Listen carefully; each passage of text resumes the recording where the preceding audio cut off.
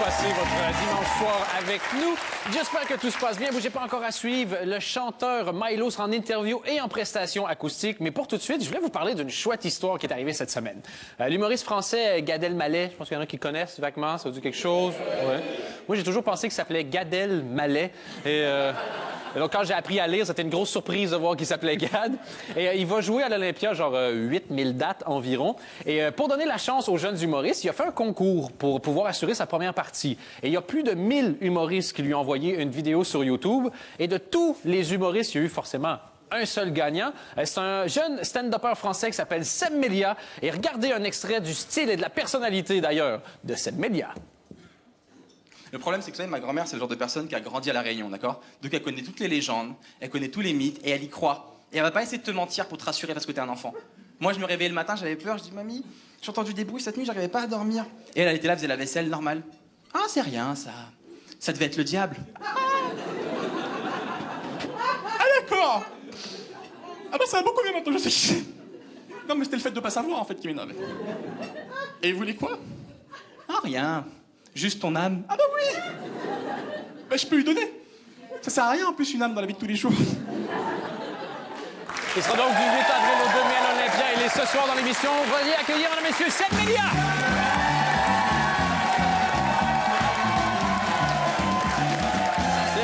Merci beaucoup.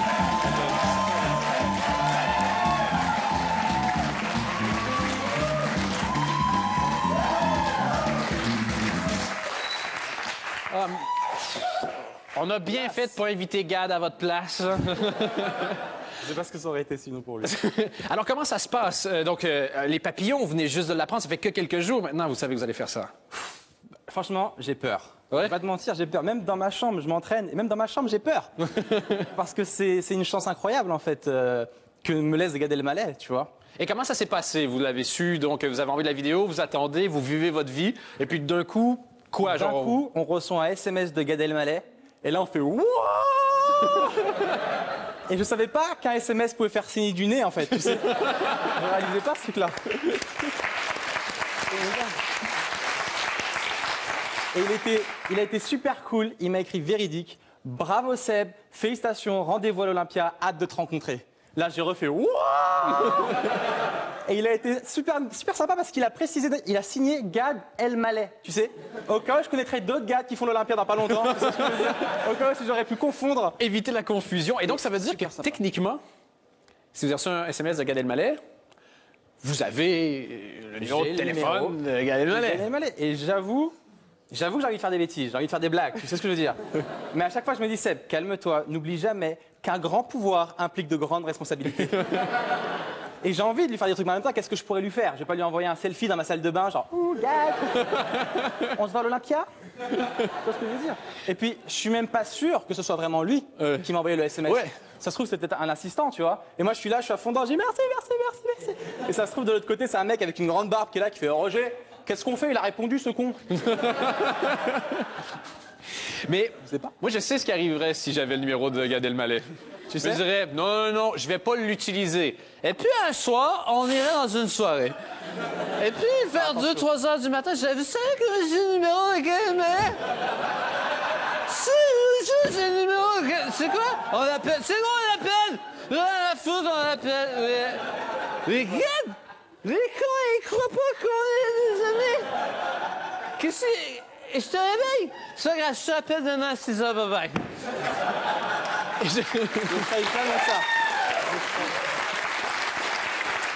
Est-ce que parfois vous buvez de l'alcool, Seb Melia?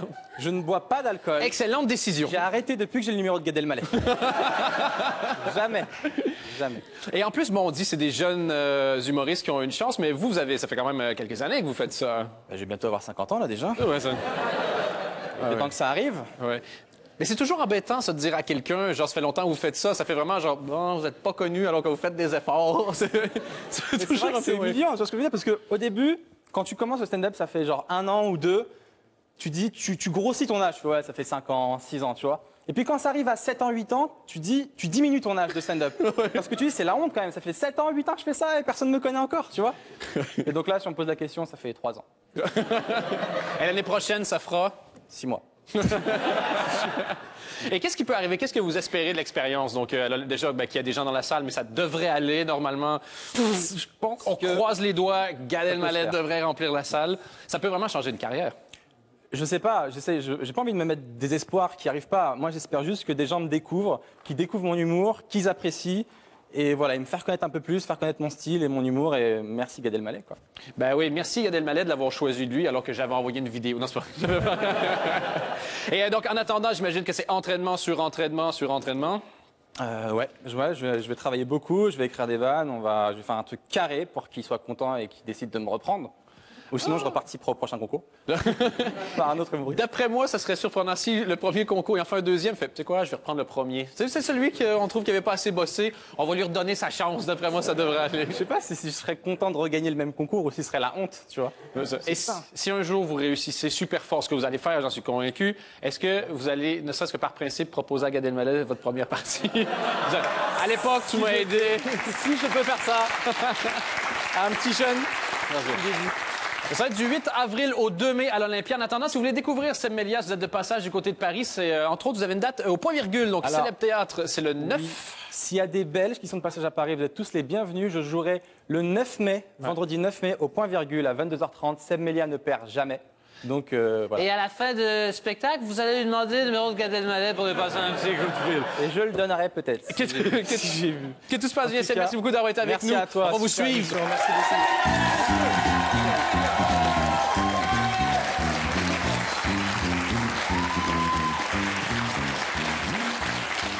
Gad Elmaleh, n'importe quoi. Aussi bien faire la première partie de quelqu'un connu, moi je dis. Bon, notre prochain invité, c'est un...